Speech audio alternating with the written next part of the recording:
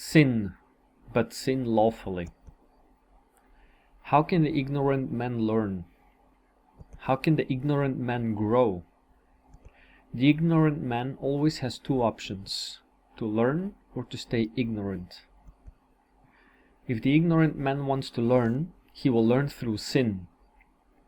Sin is not bad. Sin is learning. Sin is an opportunity for growth. Which one is worse?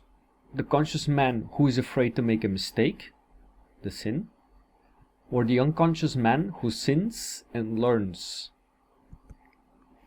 I remember one day I saw a car accident and the two men were shouting at each other for whom to blame for the accident. This is unconscious sin. They are not aware.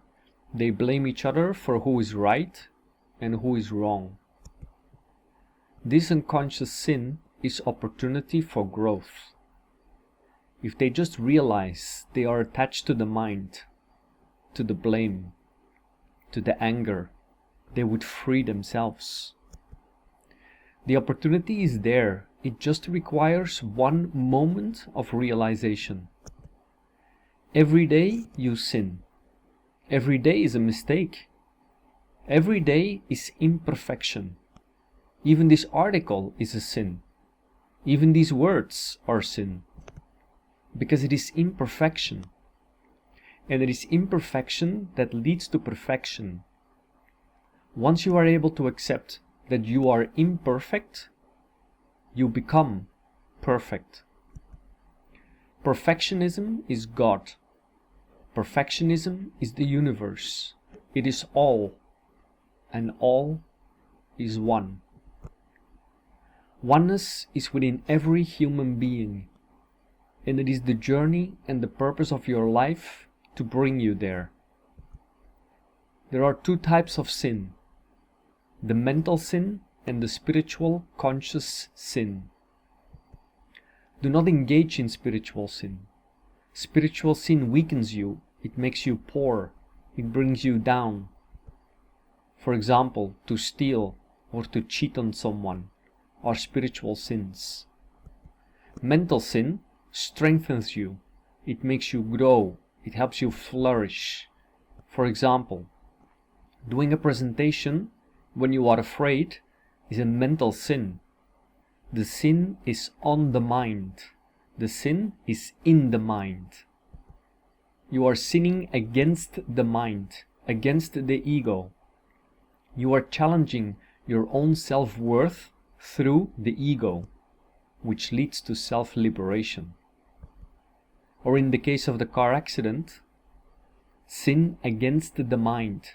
Go from blame to love, from frustration to acceptance. By doing so, you liberate yourself. Your sin has become a blessing. You always have two choices: to sin or not to sin. I recommend to sin without knowing, to sin in uncertainty. Sin without knowing is to take a step outside your comfort zone. When you step outside your comfort zone, you go beyond ego. You are vulnerable. You are showing your heart to the real world, the real you. You are insecure, and it is at that moment that growth happens.